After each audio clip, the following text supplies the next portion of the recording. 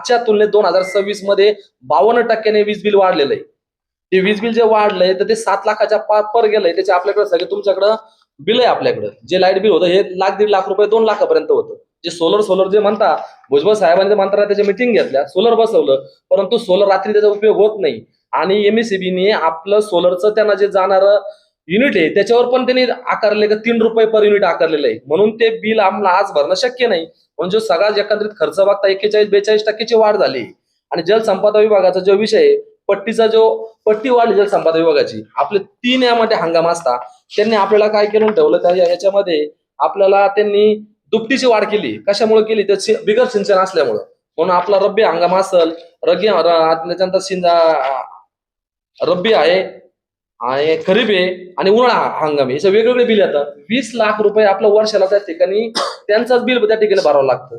आणि दुसरा मुद्दा याच्यात असा होतो का आम्ही जुलै 2026च्या तुलनेत विचार केला का आमचा जो सगळा वसुलीचा आणि टोटल खर्च ताळमेळ जो घेतलाय, तर आम्ही जी आकारली आहे ती 9,23,000 रुपये जुलै 2026ची, आणि खर्च आम्हाला येतो 11,37,000 रुपये. मग तो जर विचार केला तर 2,14,000 रुपये जुलैमध्ये ती लॉस मध्ये दिसतं. हा जर निर्णय घेतला नाही तर योजना लगेच बंद पडू शकते. म्हणून हा जो निर्णय घेतला हा तात्काळ घेतला आणि सगळ्या ग्रामपंचायतीला त्या संदर्भात आपण नोटीस दिलंय. कुठल्याही ग्रामपंचायतीचा कोणाचा फोन आला नाही, कोणाचा पत्र आलं नाही. आणि पट्टी वाढली किती आहे का, प्रत्येक या ठिकाणी 1 लाख लिटर पाण्याला 300 रुपये पट्टी वाढली. आणि एक गाव 5 टाक्या पाणी घेतं म्हणजे गावाला 1,500 रुपये पट्टी वाढली. म्हणजे घराच्या तुलनेत वाढली तर 5 रुपये 10 रुपयाच्या पुढे पट्टी वाढणार नाही. काही ग्रामपंचायतीनं ती पट्टी आज 80 रुपये महिना आहे, काही 150 रुपये महिना आहे. या संदर्भात बीडीओ साहेबांना आम्ही पंचायत समितीत बोलून त्या ठिकाणी सगळे प्रशासक आहे त्या ठिकाणी सगळ्या त्या ठिकाणचे ग्रामसेवक असतील, ज्या ठिकाणचे काही प्रशासक असतील त्यांना बोलवलं, बीडीओ साहेबांकडे मिटिंग घेतली, त्याचा खुलासा सगळ्यांना केला. त्या ठिकाणी आम्हाला कोणी असं म्हणलं नाही की पट्टी तुम्ही वाढू नका, का एवढी का वाढवत आहे, आपण 11 वर्षात पट्टी वाढवली नव्हती, त्या टायमाला त्याची गरज नव्हती, काही चालत होतं. दुसरा सगळ्यात महत्वाचा मुद्दा असा झाला की आपल्याला जे शासनाकडे 50% बिलाचा परतावा येत होता, तो परतावा आज आपल्याकडे 70 लाख रुपये त्या घेणं होतं, पण ती शासनाची स्कीम बंद केली. स्कीम बंद झाल्यामुळं तो परतावा आपला याच्या रद्द झाला. ते झाला असताना तिथं अजून मुद्दा असा मांडला का आपण तुम्हाला सांगायला हरकत नाही का आपण 4 वर्ष झाले कुठलाही प्रकारचा 1 रुपयाही त्या लिकेजवर खर्च केलेला नाही 4 वर्षात. बाकी योजना बघितलं तर 3 लाख रुपये 4 लाख रुपये वर्षाचा मेंटेनन्स खर्च आहे. आम्ही या ठिकाणी तुम्हाला सांगायला हरकत नाही का इतके मोठे त्यात खर्च केले. तिथं पाईपलाईन नाही, 210 किलोमीटरची पाईपलाईन आहे. 210 किलोमीटरची पाईपलाईन असताना त्यामध्ये 90 किलोमीटरची डीआयची पाईपलाईन आहे, 110 किलोमीटरची पीयूसी पाईपलाईन आहे. आणि ती पीयूसी पाईपलाईन असताना हे जे तुमच्या समोरचे फोटो आहे, तरी 4 वर्षात आम्ही कुठला 1 रुपयाचाही त्या लिकेजवर खर्च केलेला नाही. त्यांनी जर तुम्हाला कोणी सांगितलं असेल की या गोष्टीमध्ये का डबल बिल काढले, आम्ही 1 रुपया खर्चच केला तर बिल डबल काढण्याचा मुद्दाच कुठं आला नाही. यामध्ये भुजबळ साहेब या ठिकाणी जर आले तर पहिलं विचारता किती गावांना पाणी पुरवठा चालू आहे, गावाचं पाणी किती शिल्लक आहे, तुमचं काय कुठली अडचण आहे. गावच्या महिलांकडे जर गेलं जर बघितलं गावामध्ये तर लोकांना नाव घेता किती का ही योजना महाराष्ट्रात नाही देशात गाजलेली आहे. हैदराबाद सारख्या सरकारने, तेलंगणा सरकारने आम्हाला त्या ठिकाणी बोलवलं गेलं होतं. या योजनेच्या धर्तीवर बाकी योजना झाल्या पाहिजे. आपण या संदर्भात सगळा वेळोवेळी खुलासा पण केलाय. आणि एकमेव फक्त मी तर असं सांगेल, गावातल्या महिला असं म्हणतात का नळापर्यंत जे पाणी पोहोचतं याचं सगळं श्रेय फक्त भुजबळ साहेबांना जात आहे. किती का ही योजना महाराष्ट्रात नाही देशात गाजलेली आहे. हैदराबाद सारख्या सरकारने, तेलंगणा सरकारने आम्हाला त्या ठिकाणी बोलवलं गेलं होतं.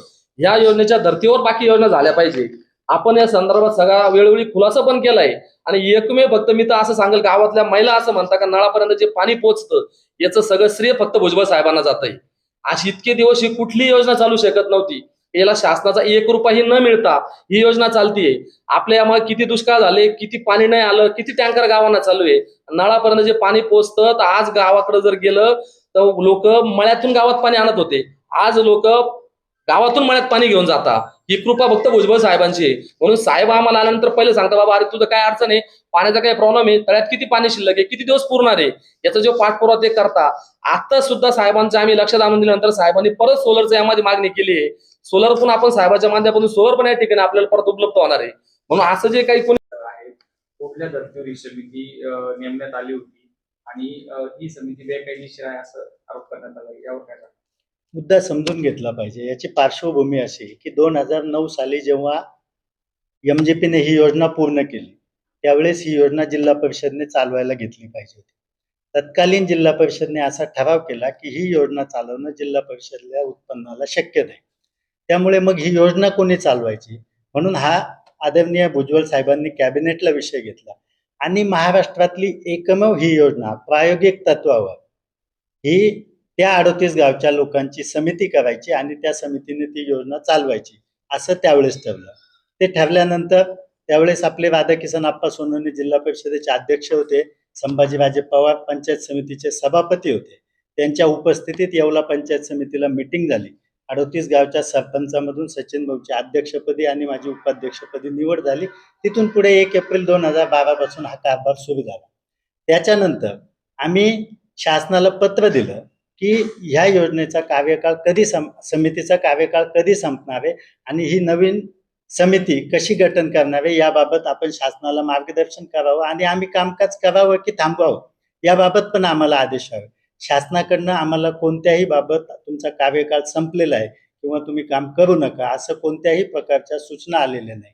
हा पाण्याशी संबंधित जिव्हाळ्याचा महत्वाचा विषय. आम्ही उद्याही कामकाज बंद केलं मग लोकांना पाणी कसं भेटणार? आज येवला तालुक्यामध्ये 12-13 गावांना टँकर चालू आहे. या ठिकाणी आपण 59 गावांना पाणी पुरवठा करतो.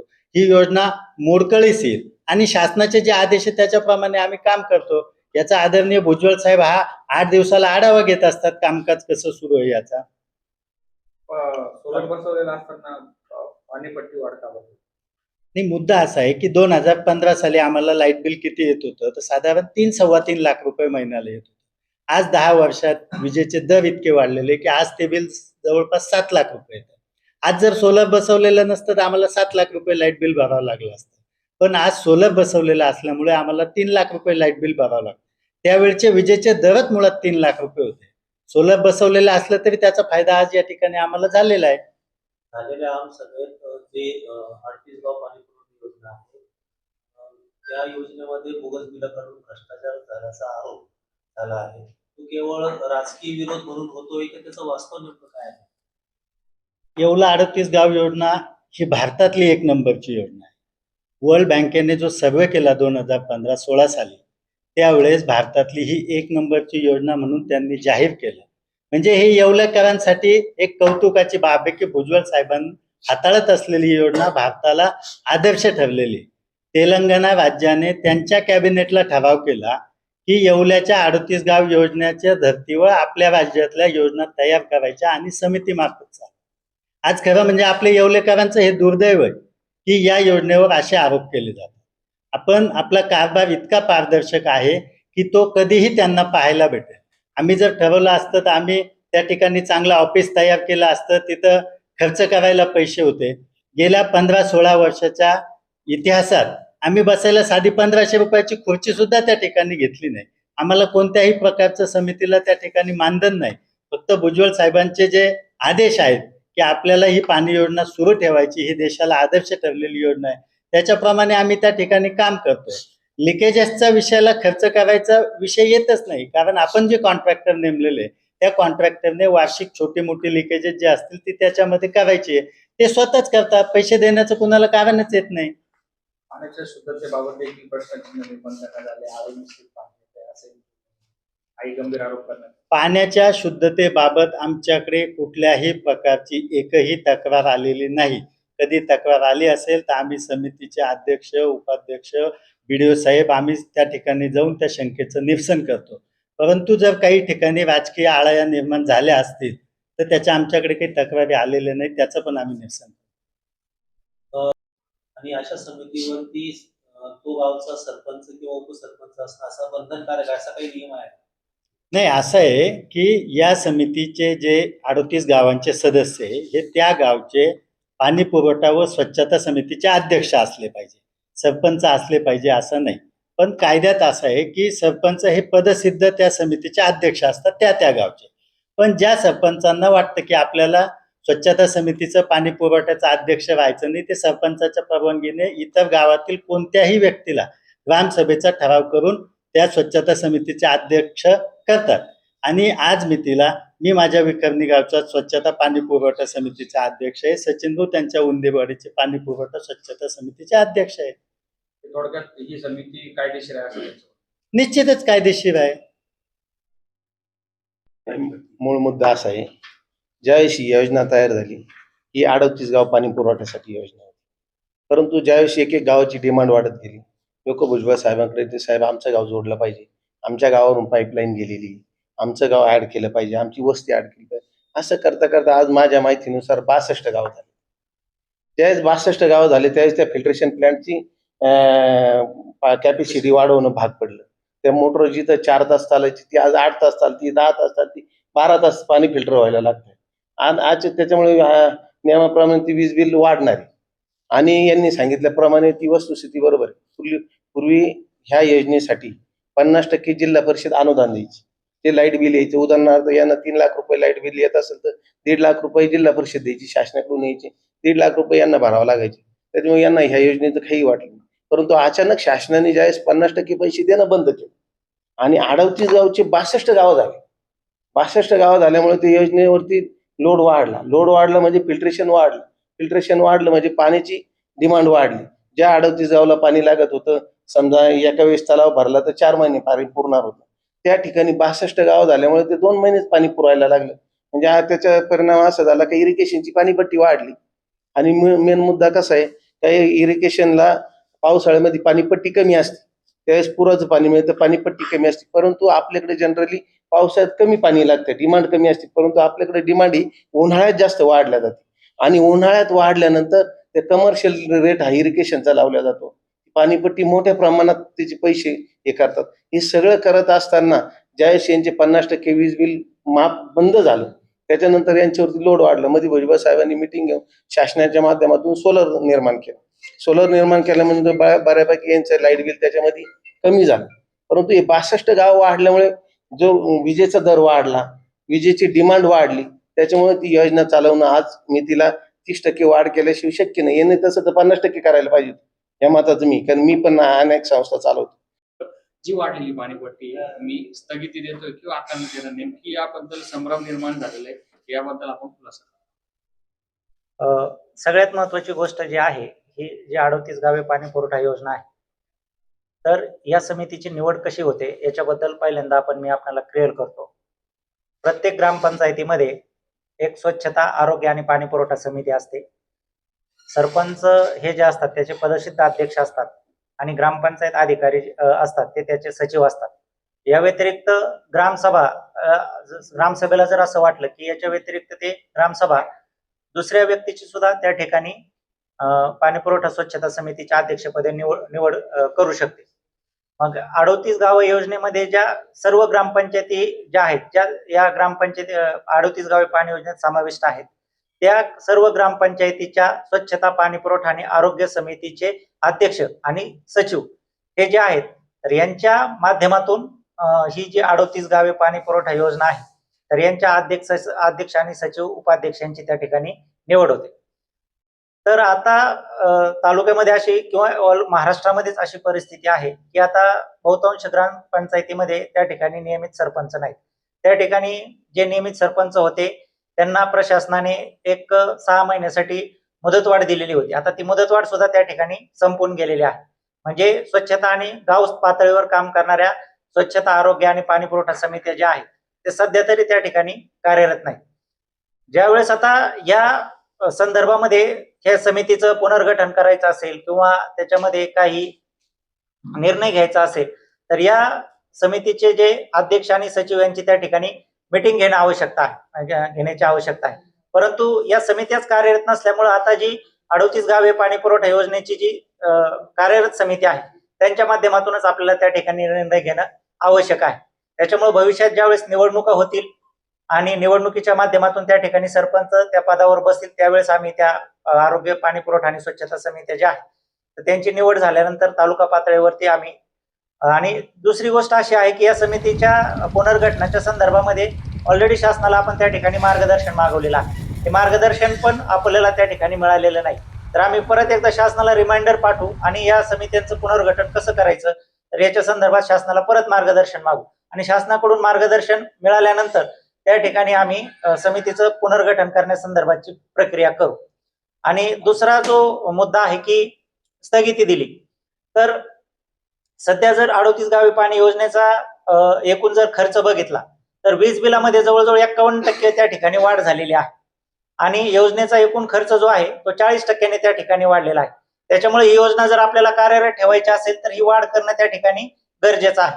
आता मी त्या दिवशी त्या ठिकाणी असा स्टँड घेतला की जोपर्यंत या 38 गावचे सरपंच आणि सदस्य सचिव आहेत त्यांची आम्ही एकत्रित म्हणजे बैठक लावून जोपर्यंत आम्ही काही निर्णय घेत नाहीत तोपर्यंत आम्ही याच्या जी वाढ केलेली आहे 30%ची त्याला तात्पुरत्या स्वरूपामध्ये आम्ही वसुलीला स्थगिती देऊ.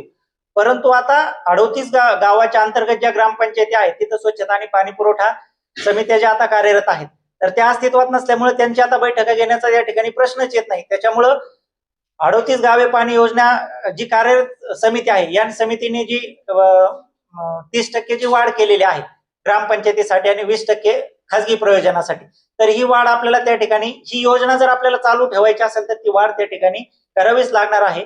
त्याच्यामुळे त्याच्यानुसारच याच्या पुढची जी कार्यवाही आहे. तर आता तालुकास्तरीय समिती जी आहे तर त्याचे अध्यक्ष उपाध्यक्ष आणि सचिव आणि त्यांची जी समिती आहे तर त्यांनी ते बैठक घेतलेली आहे आणि ही जी 30% वाढ करण्याचा त्यांचा निर्णय त्यांनी कायम ठेवलेला आहे. त्याच्यामुळे भविष्यात जोपर्यंत त्या समितीचं पुनर्गठन होत नाही किंवा 38 गावचे त्या ठिकाणी स्वच्छता पाणी पुरवठा समित्या त्या ठिकाणी कार्यरत होत नाहीत तोपर्यंत हा 30% दरवाढीचा निर्णय हा कायम राहणार आहे.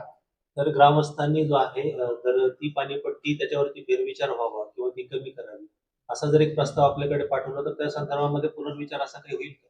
आता याच्यामध्ये गाव पातळीवर निर्णय या संदर्भात निर्णय घेण्याचा जो अधिकार आहे तर त्या गाव पातळीवरच्या स्वच्छता पाणी पुरवठा समितीचे जे अध्यक्ष आहे आणि सचिव आहेत यांनाच आहे. त्यामुळं हे अध्यक्ष सचिव जोपर्यंत अस्तित्वात येत नाहीत त्याच्यामुळे ह्या समित्यांचं जे मत आहे ग्राम पातळीवरच्या त्यांनी जर आम्हाला काही लेखी दिलं तर त्याचा आम्ही निश्चितच विचार करू. परंतु याच्या व्यतिरिक्त ज्यांचा योजनेशी म्हणजे कुठल्याही प्रकारचा काही संबंध नाही असे जर लोक त्याच्यामध्ये काही हे करत असतील, कारण की योजना जर आपल्याला चालू ठेवायचा असेल तर पुढे आता महागाईचा जर विचार केला तर आपल्याला ही वाढ त्या ठिकाणी करावीच लागणार आहे. आता काही ग्रामपंचायत पट्ट्या थकल्या त्यांना वसुलीसाठी आपण काही पाऊल आता मागच्या 2 महिन्यापूर्वी हा विषय माझ्यापर्यंत आला की बाबा आता योजनेचा खर्च आपल्याला वाढतोय तर आम्ही आता ग्रामपंचायत स्तरावर आता प्रशासकांना शासनाने स्थगिती दिलेली आहे. तर ग्रामपंचायत पातळीवर आता आमचे ग्रामपंचायत अधिकारी आहेत त्यांच्या आम्ही प्रत्येक आमच्या 15 दिवसाला महिन्याला ज्या आढावा बैठका असतात याच्या अनुषंगाने आपण त्या ठिकाणी त्यांच्या नियमित बैठका त्या ठिकाणी घेत असतो आणि बैठकांमध्ये हा वसुलीचा विषय जो आहे त्या ठिकाणी आपण घेत असतो. त्यासोबतच शासन स्तरावरून जे गौण खनिजाचं अनुदान ग्रामपंचायतींना प्राप्त होतं ते सुद्धा आपण त्यांच्याकडे काही जर थकबाकी असेल तर या योजनेकडे आपण त्या ठिकाणी खर्चासाठी वर्ग करतो. आणि याच्या व्यतिरिक्त जर काही ग्रामपंचायतींनी भविष्यामध्ये त्यांची थकबाकी जर वाढतच गेली आणि त्यांनी जर वेळेवर वीज बिल भरलं नाही तर एक शासन स्तरावरून या योजनेचा पदसिद्ध सदस्य सचिव यांना त्याने त्या ग्रामपंचायतीचे जे ग्राम निधी किंवा पाणी पुरवठ्याचे जे अकाउंट आहेत ते सुद्धा होल्ड करण्याचे मला अधिकार आहे. त्याच्यामुळे भविष्यामध्ये सगळ्यांनी वेळेवर ही जी आहे तर कर मागणी जी आहे योजनेची जी मागणी आहे तर ते सगळ्यांनी सर्व ग्रामपंचायतींनी त्यांचा पैसे वेळची वेळी भरण्याची आवश्यकता आहे. तत्पर येवला शहरातील विश्वासार्ह नाव डॉक्टर साळुंखे यांचं अनिरुद्ध मल्टी स्पेशालिटी हॉस्पिटल. येथे उपलब्ध आहेत अत्याधुनिक सुविधा, CT scan, colour sonography, digital x-ray, ICU, NICU, सुसज्ज ऑपरेशन थिएटर, फिजिओथेरपी, किमोथेरपी, स्त्रीरोग व प्रसूती विभाग, यूरोलॉजी विभाग, एंडोस्कोपी व कोलोनोस्कोपी, हाडांचे ऑर्थोपेडिक विभाग, कॅन्सर शस्त्रक्रिया, मेंदू व मणक्यावरील शस्त्रक्रिया तसेच मूत्रपिंडातील खड्यांच्या शस्त्रक्रिया. याशिवाय आयुष्यमान भारत प्रधानमंत्री जन आरोग्य योजना, महात्मा ज्योतिराव फुले जन आरोग्य योजना आणि मुख्यमंत्री सहाय्यता निधी यांसारख्या विविध शासकीय योजनांचा लाभ उपलब्ध. आणि आता उज्ज्वल करिअरसाठी अनिरुद्ध नर्सिंग कॉलेज येवला येथे बेसिक BSc नर्सिंग प्रवेश प्रक्रिया सुरू आहे. आधुनिक कॅम्पस, अनुभवी प्राध्यापक, सुसज्ज प्रयोगशाळा आणि दर्जेदार शिक्षणाची हमी. आजच संपर्क साधा. अनिरुद्ध मल्टी स्पेशालिटी हॉस्पिटल आणि अनिरुद्ध नर्सिंग कॉलेज येवला. तंदुरुस्त आरोग्य, उज्ज्वल भविष्य.